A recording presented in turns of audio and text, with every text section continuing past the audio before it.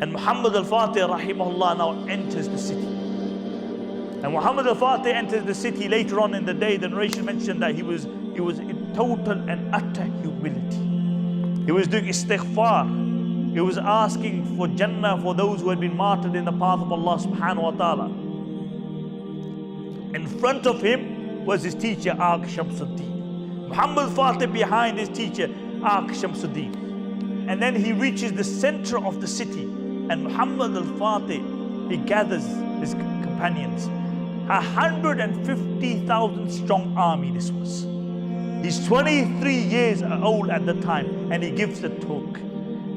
Imagine this, La ilaha illallah. You're giving a talk. You're the Fatih.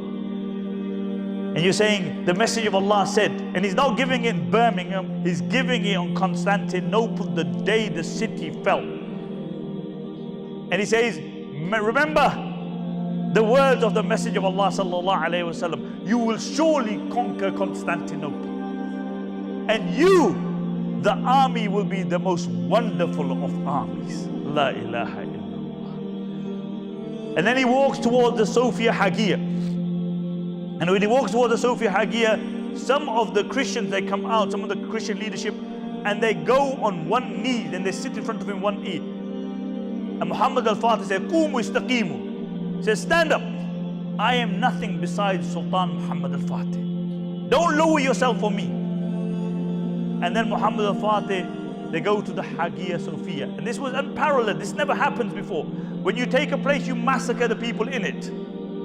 He waited for them to finish their prayers. And then when the patriarch came, he gave them all aman.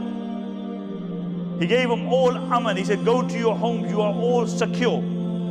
And then that day, the Dhuhr Salah was in Sophia, the Hagia.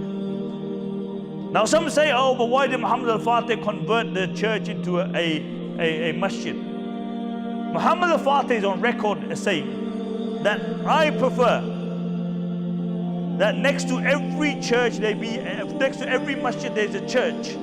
So for the Christians they go to the church, and for the Muslims they go to the masjids. But if you compare this, what happened on the other side of the Mediterranean, which was Spain, every single masjid was turned into a church. Not one masjid was left. Not one. You know the Qurtuba Masjid? The Qurtuba Masjid, according to many historians, was the largest masjid in the world once upon a time. It was larger than the Haramain. Muhammad Al-Fatih converted some churches, but the vast majority he left them to be.